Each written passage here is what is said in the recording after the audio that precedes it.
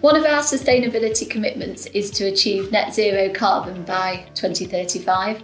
Now, this is actually quite challenging for an organisation like SIG. Over 80% of our carbon footprint is related to our delivery fleet, predominantly our HGV vehicles. One of the ways to decarbonise our fleet in the short to medium term is to use a lower carbon fuel.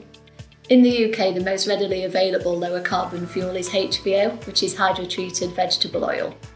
This fuel has a much lower carbon footprint than standard diesel does. HVO is a good substitute fuel for diesel because it can be used like for like with diesel in newer Euro 6 vehicles. HVO isn't commercially available at a fuelling station, therefore part of the implementation of HVO at SIG is that we have to look at installing tanks to be able to use the fuel at a local level. This is our first site at Valor Park where we have installed a tank and we're starting to run our newer vehicles off this fuel.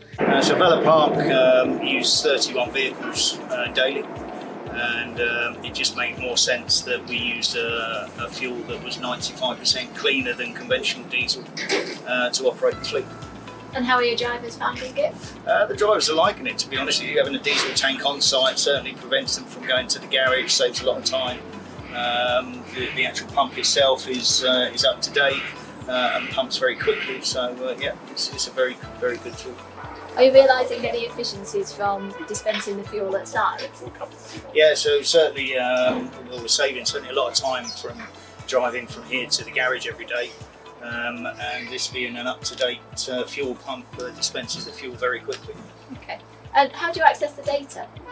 So it's all online, so everything works through Wi-Fi, and directly the drivers use this. The numbers are put straight through onto the platform. We take it from there.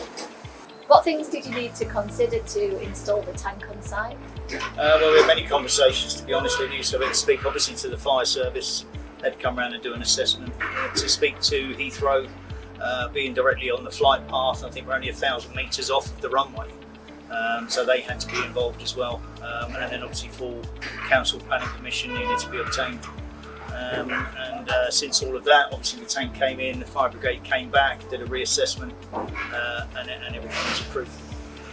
And did you have to do any infrastructure works to support it? Yeah, so all the drainage is fine. Obviously we had to have all the RCO put in, and we had to run electrics, probably around about 70 metres of electric cable from a point to the end here, and then a new camera and Wi-Fi station just to the left there.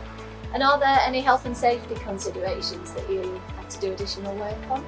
Only the fact that it obviously needed to be near the hydrant, and obviously this is a no smoking area anyway, so but apart from that, the RCO is the main thing. Have you had to train your staff on any additional processes?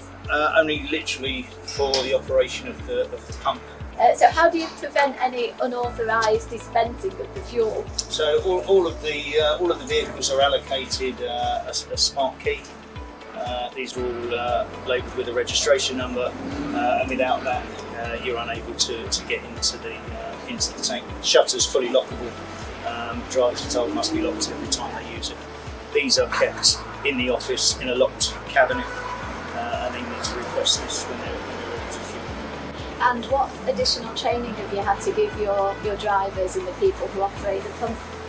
So training was very simple, to be honest with you. So it's really a case of prepare the pump into the tank, enter the key fob into the key, pull it back out once it's recorded, and the pump starts going.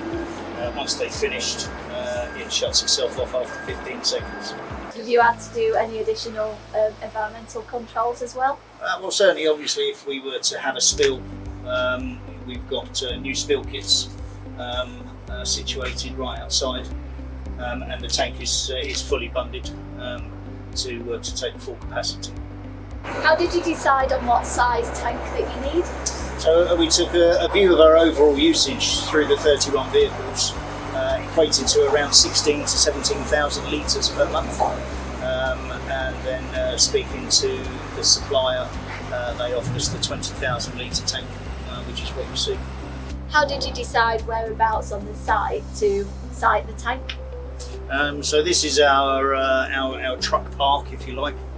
So everything past point just behind you is all operational, and this was the best place for it. So as you can see, we've installed the fuel lane to make sure we keep this clear, and that allows the vehicles to come in through to the truck park. I mean, most of them fuel facing inwards, and it just made more sense for it to be here and out of the way. Now we've successfully delivered the HVO project at Valor Park, our intent is that we roll this out further across the organisation. We're focusing on our higher fuel usage sites first, so we get a bigger benefit out of it. But we're beginning now to plan for the next phase of our rollout to continue to reduce our carbon further.